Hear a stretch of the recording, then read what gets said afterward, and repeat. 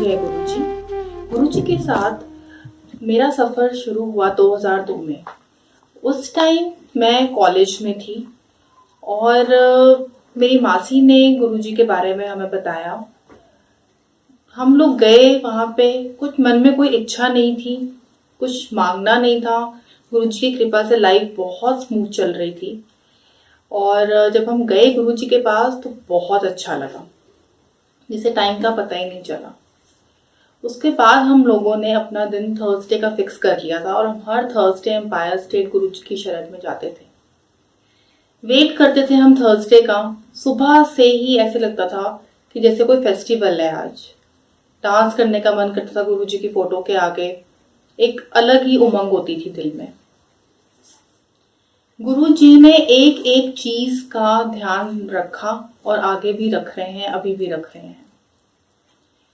जब मेरी ग्रेजुएशन खत्म हुई तब गुरुजी ने मेरे को ड्रीम दर्शन दिए, क्योंकि मैं बहुत कंफ्यूज थी कि मैं आगे क्या कोर्स करूं, मैं बीएड करूं या मैं एमकॉम करूं। मेरी आदत थी कि मैं बार बार एक ही सवाल पूछती थी जब तक कि सेटिस्फैक्टरी आंसर नहीं मिलता था। तो उस रात गुरुजी मेरी ड्रीम में आए और गुरुजी ने बोला, बड़ा ही सिर खांदी है तू मेरा, एक बार तेनू कह दिता है ना तू एमकॉम करनी है तो एमकॉम करनी है, हुण बार बार ना पूछी। मैसेज वॉज वेरी क्लियर कि मुझे एमकॉम करनी है। बीएड का मैंने बिल्कुल दिमाग से निकाल दिया था ख्याल, और एमकॉम के हमने फॉर्म्स भरे। जब डीयू की फर्स्ट लिस्ट निकली उसमें मेरा नाम नहीं था।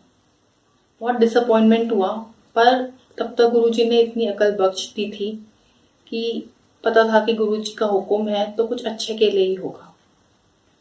तो हमने वहाँ पे पूछा कि क्या सेकेंड लिस्ट निकलेगी, तो उन्होंने कहा कि आज तक तो कभी निकली नहीं है, पर हमारे जो टॉप मैनेजमेंट है उनकी मीटिंग चल रही है तो शायद इस बार सेकेंड लिस्ट निकले, आप पता करते रहिएगा।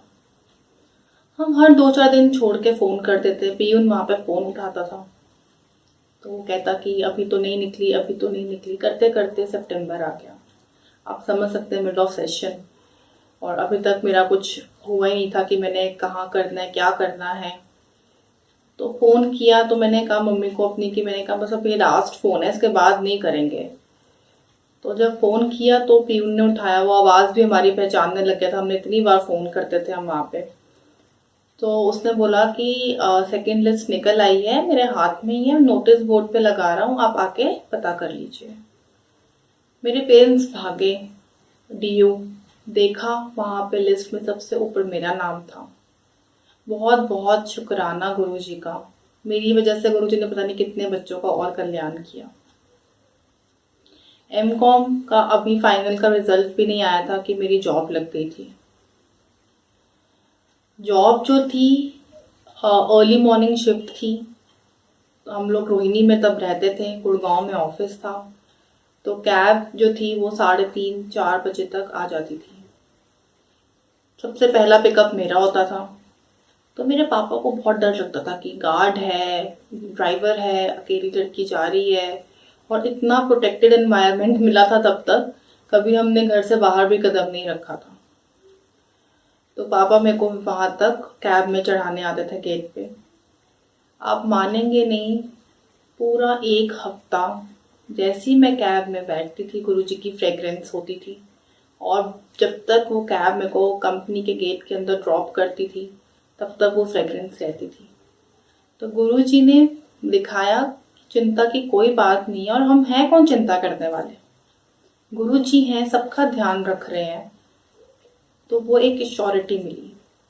उसके बाद जॉब करते हुए अभी 1 साल भी नहीं हुआ था, तो जैसे सब पेरेंट्स को लगता है कि चलो अब मैरिजेबल एज हो गई है तो हम ढूंढना शुरू करते हैं, मैट्रिमोनियल में या न्यूज़पेपर में स्टार्ट करते हैं देना।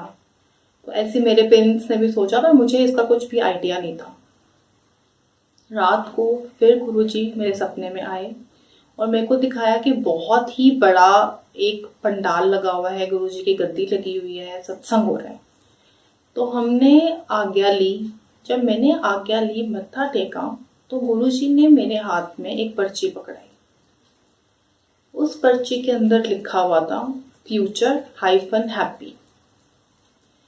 तो गुरुजी ने कहा कि तेरी माँ बड़ी चिंता करती है तेरे ब्याह दी, ਉਹਨੂੰ कह दे कि मैं तेरा ब्याह करांगा ते डायमंड वर्गा मुंडा दिलावांगा। जब मैं सुबह उठी तो मैंने मम्मी से पूछा, तो मम्मी कहती हाँ हमने थोड़ा सा शुरू किया था सोचना कि अब हम करेंगे।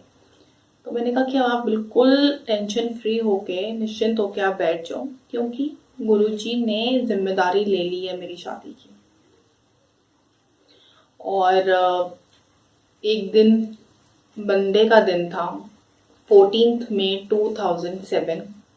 तब गुरुजी को बड़े मंदिर आना था, तो संगत को आज्ञा थी कि 6 बजे तक वो मंदिर खाली कर दें। तो मेरे को ऑफिस से बहुत लेट हो रहा था, तो मैंने कहा कि मैं नहीं जाती हूँ, आप लोग ही चले जाओ, मैंने अपने पेरेंट्स को बोला। तो गुरुजी आए, मंदिर खाली करवाया सेवादार ने, पर किसी का मन ही नहीं कर रहा था घर जाने का। गुरुजी अंदर है तो कैसे किसी का मन करेगा। और गुरुजी तो अंतर्यामी, सब संगत के मन की बात जानते हैं, सबकी मन की बात जानते हैं। तो उन्होंने सेवादार को भेजा और बोला कि जितनी भी संगत बाहर खड़ी है उसको मंदिर के अंदर बुला लो। सब संगत को मंदिर के अंदर बुलाया। रंगोली जिसको हम बोलते हैं, उसके लेफ्ट साइड में जो गार्डन जहाँ पे अब झूला लग गया है, तो वहां पे गुरुजी आके बैठे। तो एक अंकल खड़े थे पीछे, उन्होंने अशोकी अंकल को बोला कि मेरे को कभी बात ही नहीं हुई गुरुजी से, कभी बुलाया नहीं उन्होंने मुझे।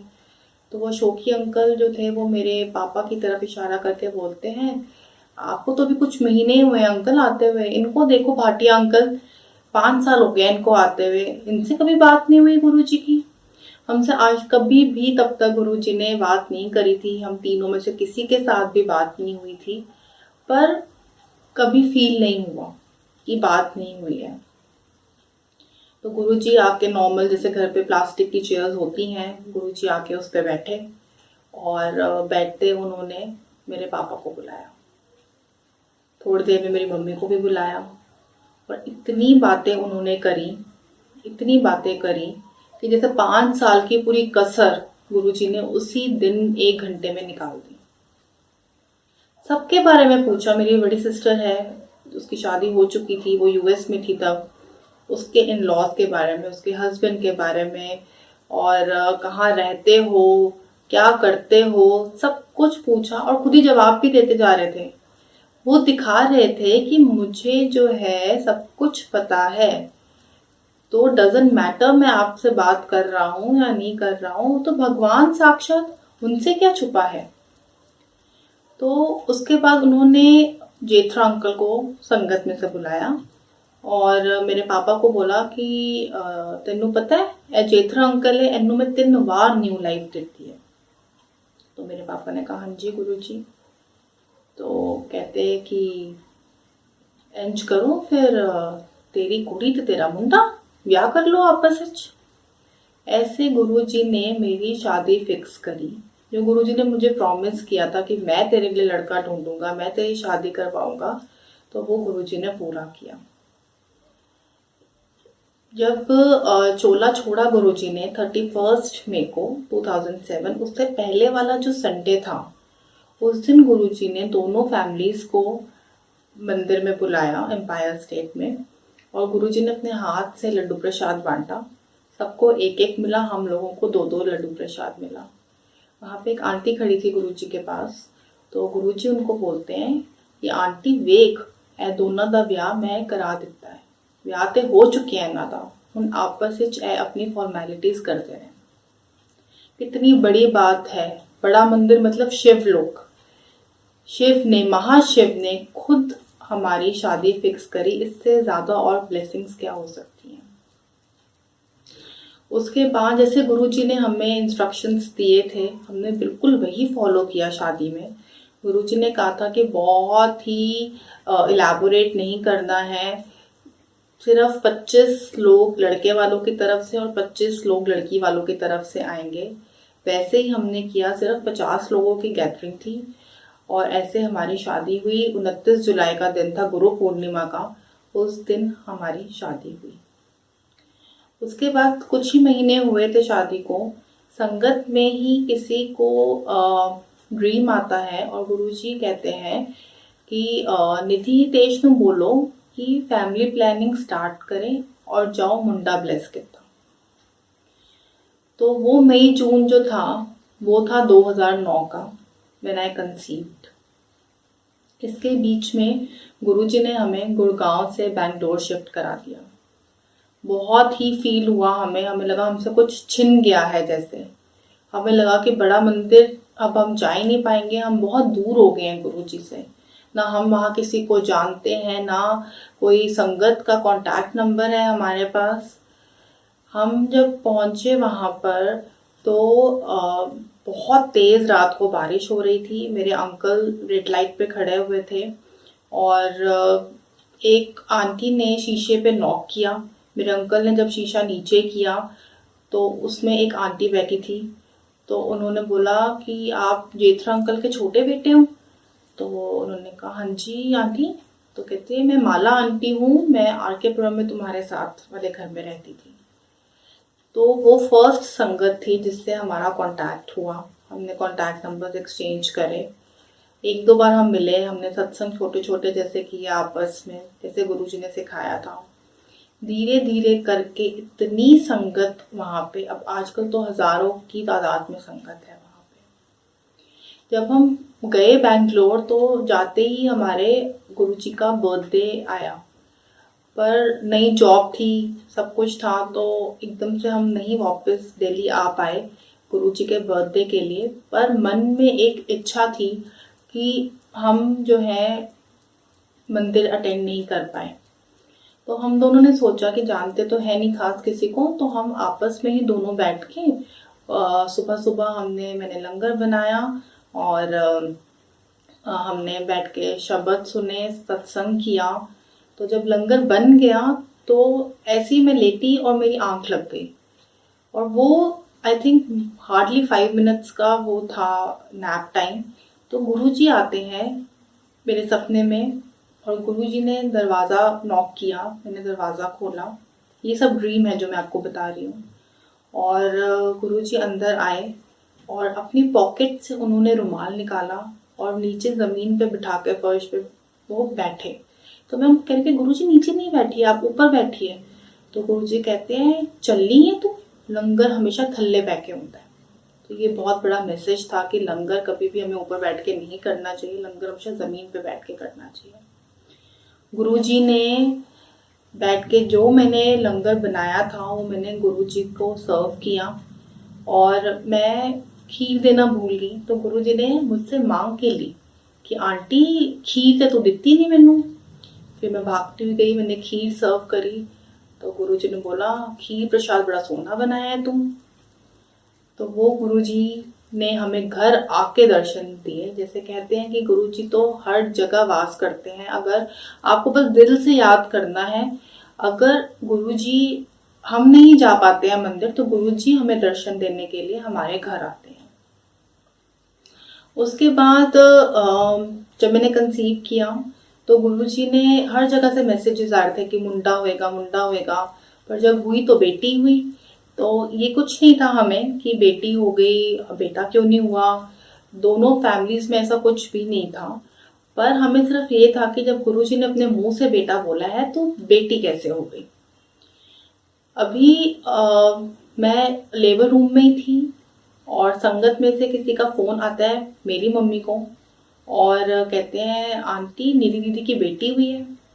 मम्मी कहती है अभी तो जस्ट हुई है, हमने शक्ल भी नहीं देखी, तुझे कैसे पता चला। तो कहते हैं कि आंटी रात को गुरुजी मेरे सपने में आए थे, और जैसे पूरी मूवी चलती है ना, ऐसे पूरी मूवी चली कि गुरुजी ने दिखाया कि बेटा हुआ है निधि दीदी का, और हर स्टेज उसकी लाइफ की दिखाई, वो बड़ा हुआ और बहुत जैसे बिगड़े हुए बच्चे नहीं होते तो वैसा दिखाया, और दोनों जो हैं पेरेंट्स सिर पे हाथ रख के बैठे हुए हैं। तो गुरुजी ने कहा कि ये देख, अगर इस टाइम पे मैं इनको बेटा देता तो इनका ये हाल होता। तो मैंने बेटे को बेटी में कन्वर्ट कर दिया। कहते बेटियां तो मैं बहुत किस्मत वालों को देता हूँ जो उनको अच्छे संस्कार देते हैं, बेटा तो मैं ऐसे ही बांटता रहता हूँ सबको। तो इतनी खुशी हुई ये जान के गुरुजी ने हमें इस लायक समझा कि हम किसी आत्मा को, किसी बच्चे को हम अच्छे संस्कार दे सकते हैं। उसके बाद हमें था कि गुरुजी नाम रखेंगे, क्योंकि हमारी फैमिली के बाकी बच्चों का नाम भी गुरुजी ने रखा था, तो हमें था गुरुजी ही हमारे बच्चे का भी नाम रखेंगे। तो हम वेट करते रहे। मेरे फादर को ड्रीम आया गुरुजी का, और गुरुजी कहते हैं कि हितेश को बोलो कि अपनी बेटी का नाम नंदिनी रखें। तो सुबह उठ कर उन्होंने मम्मी को बताया, तो मम्मी कहती है हाय वो लोग बैंगलोर में है, नंदिनी नाम का तो दूध मिलता है, बड़ा ओल्ड फैशन नाम है, बच्चे चिढ़ाएंगे जब वो स्कूल जाएगी। तो एक दिन इन्होंने डिस्कशन में निकाल दिया, हमें नहीं बताया। तो फिर रात को गुरुजी आते हैं सपने में, और पापा को बहुत कस के डांट लगाते हैं और कहते हैं कि तू मैसेज नहीं देता, तेरा कम ए मैसेज देना, ओ मन्नन या ना मन्नन ओ उन्ना दी मर्जी है। तो उन्होंने कौन सा पूरी जिंदगी बैंगलोर में बैठे रहना है। तो उठते ही सबसे पहले पापा ने हमें फ़ोन किया और बताया कि नंदिनी नाम बताया है गुरुजी ने, और हम तो वेट ही कर रहे थे नाम का। हम बहुत खुश हुए, और ऐसा कुछ हुआ कि उसका जो प्ले स्कूल था मेरे बच्ची का, वो भी वापस दिल्ली आके ही स्टार्ट हुआ। बैंगलोर में वो प्ले स्कूल तक में भी नहीं गई। और आप गुरुजी के पास आते हैं तो ऐसा नहीं है कि आपकी लाइफ में कोई मुश्किलें नहीं आएंगी, बिल्कुल आएंगी मुश्किलें, पर वो गुरुजी हाथ पकड़ के फूलों की सेज पे जैसे चलते हैं, ऐसे वो मुश्किलें पार करवा देते हैं। हमें गुरुजी के ऊपर फेथ और 100% सरेंडर रखना है, और कुछ भी नहीं करना है। गुरुजी तो ज़्यादा प्रवचन करते ही नहीं थे, उनकी कुछ थोड़ी बहुत बातें थी जो गुरुजी ने बोली हैं, और हमें उन्हीं का ही पालन करना है। और फिर देखिए ऐसे बारिश होती है ब्लेसिंग्स की, ऐसे बारिश होती है कि मैं आपको बता नहीं सकती। तो बस मैं सब संगत से यही कहना चाहूँगी कि अपना 100% फेथ और 100% सरेंडर करें गुरुजी पे। जय गुरुजी।